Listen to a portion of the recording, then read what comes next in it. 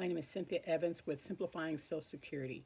And I want to take just a few minutes to explain some of the things about Social Security that you might not be aware of.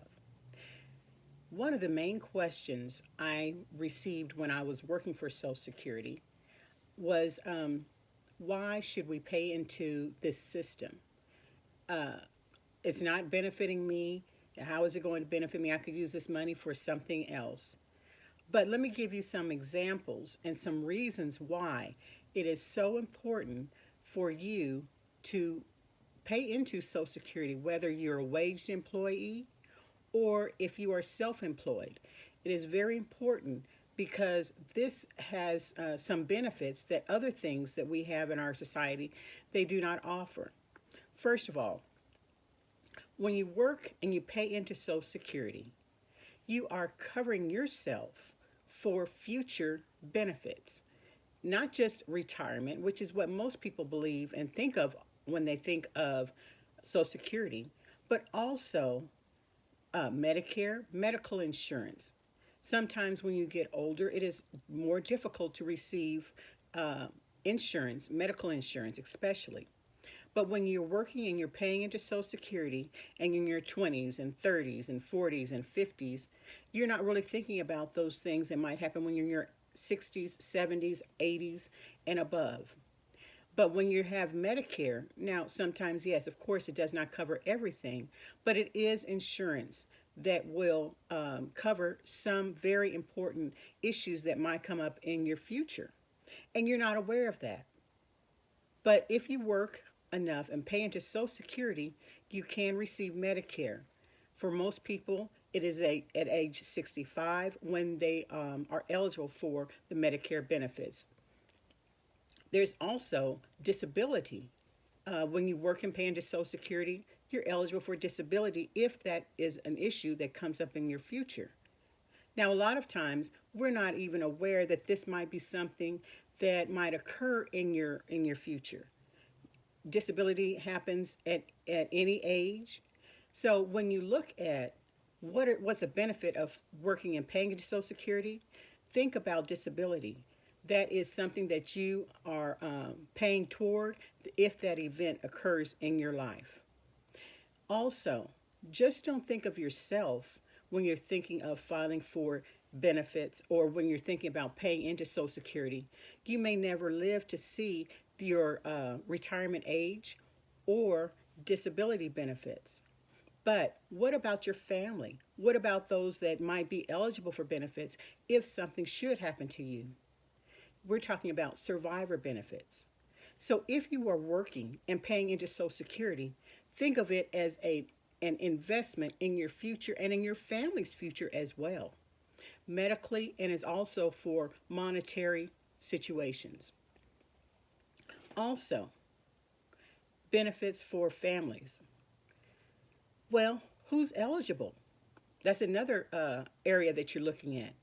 When you work and pay into Social Security, there are auxiliaries, people that are eligible on your work record, okay? Like children, especially children under the age of 18. There could be even children that are over the age of 18 that are also disabled that could be entitled to benefits. A spouse, a spouse that is for living, if you're living and you have a spouse and you file for benefits, that spouse could be eligible for benefits on your record. Also, widows or widowers. You're working and paying into Social Security so that they could be eligible for benefits if something should happen to you. Also, Medicare is available to certain people on your record. Let's say your spouse is eligible for benefits on your record. When that spouse, even if they have never paid into Social Security themselves, they could be entitled to Medicare on your work record because you have worked and paid into Social Security. So when you look at those kind of things, your investment in your future, but also in your family's future, even in cases where something happens to you, okay? And also, think about this. Social Security, when you're talking about paying into Social Security and things like that, these benefits do not run out. It's not like you have money socked away in an account where they are taken out every month and then all of a sudden there's none left. Well, that does not happen as far as you paying into Social Security and you receiving benefits on a record. Let's say that you are under the age of 30, okay? You're you become disabled or you pass away. Your family is entitled to benefits on that record for as long as they are meet the requirements, the entitlement factors for those benefits. Well, let's say this. You have children, you're 30 years old, you have children, you pass away. Those children are entitled to benefits on that record, okay? They're entitled to benefits until they're age 18 or age 19 if they're still a high school student, full time. Let's say that they become disabled before age 22. Well, they are still entitled to benefits on that deceased work record, even though they are over the age of 20, their age of 22 or older if they became disabled prior to age 22. They can receive benefits on that record, the same work record that they received benefits on as a child. Okay? Still following the same person that is 30, has young children. The child that is disabled continues to receive benefits. Well, what if they had a spouse? What if this deceased person had a spouse? That spouse could receive benefits on that same work record, okay? As long as they had a child under the age of 16 in their care. So they would be eligible for benefits as long as that child was under the age of 16. Well, let's say that child, remember that child is disabled, still over the age of 22, they're receiving benefits. Well, can that widow or widower receive benefits if they become of age or if certain situations occur? Yes. That widow or widower might be entitled to benefits on that record with some extenuating circumstances, but they would look into the fact that that person might be eligible for benefits on the deceased work record. Now, we're still talking about that same person that is under the age of 30 when they pass away, if they're insured for benefits. So that is so important to see how paying into Social Security on your own work record can help your family if something should happen to you. And I'm just touching on just the highlights of certain things that might be in your life, might be in someone else's life that you might not be aware that they might be entitled to benefits. Because Social Security, as long as you have worked and paid into Social Security, you might and your family might be entitled to benefits. Now, what about Medicare? Okay, if you have a widow or widower that's never worked, comes in, files for benefits at age 60, because that is the earliest that you can file for benefits as a widow or a widower without being disabled. You meet all the requirements, and then when you turn 65, can you still get Medicare on that record? Yes, you can. What about that child that is found disabled before age 22 and they're receiving benefits on that same work record? Can they get Medicare? Yes, they can.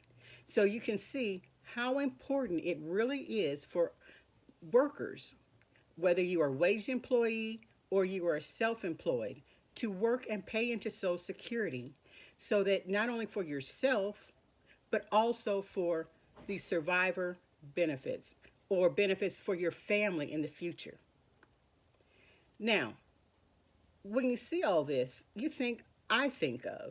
I compare it sometimes to having an insurance policy that covers all types of events in your life. Now, we have life insurance, we have medical insurance, and we also have other things that we have covered in case of something happens in your life. Well, Medicare is no different. Social Security is no different. We've talked about working and paying into Social Security. Well, that's how you become what they call insured. Insured means that you have enough work to be covered for the benefits that are available to you and your family. So when you think of Social Security, you don't have to worry about making monthly payments as long as you have for getting monthly benefits in the future. When you work and pay into Social Security and you have earned enough to receive benefits and your family has enough for them to receive benefits off of your record, your work record, then that's all that you need to do to be covered for Medicare and for Social Security in the future. Now, when you get Medicare, of course, there is a monthly premium for that, but just for the be entitled to it, to receive benefits in the future for you and your family, work, pay into Social Security, be aware of what is available on record for you and your family in case certain situations occur in your life. Be informed. Go into socialsecurity.gov and set up a My Social Security account. That then, if something should happen to you, you and your spouse would be aware of what needs to take place, what the future looks like financially, what you are eligible for if certain things should happen. Now, let me explain. This is not something that's very easy to understand, and sometimes it seems like it's double talk. Sometimes you hear something and you don't know what that actually means. Well, if you have any questions about any of that, please contact either the Social Security office or contact me, and I will be more than happy to explain the situation to you if you have any questions that might concern your situation or the events that's going on in your life. Now, a little bit about my background. My name is Cynthia Evans from Simplifying Social Security. I worked for the Social Security Administration for 29 years and I retired in 2017. I started Simplifying Social Security because I knew that people were not completely understanding some of the situations that they found themselves in. And I mean that by they would have events that occurred in their lives and they're like, where do I go? What does this letter mean? Do I need to contact Social Security? When do I need to contact Social Security? I'm overpaid. I feel like I'm not paid enough. We had all those kind of things when people would come into the office, but I knew that there were so many people that did not want to be in the office, come into the office and discuss their situations with people they did not know.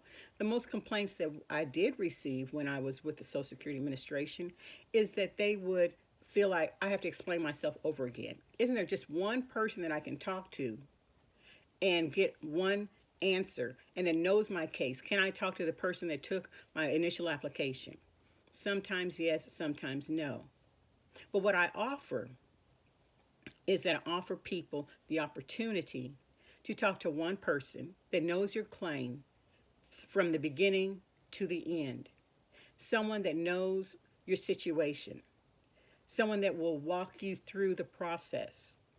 My aim is to be professional, personal, and prompt. I appreciate your time. If you have any questions at all, please let me know. Thank you very much and have a blessed day.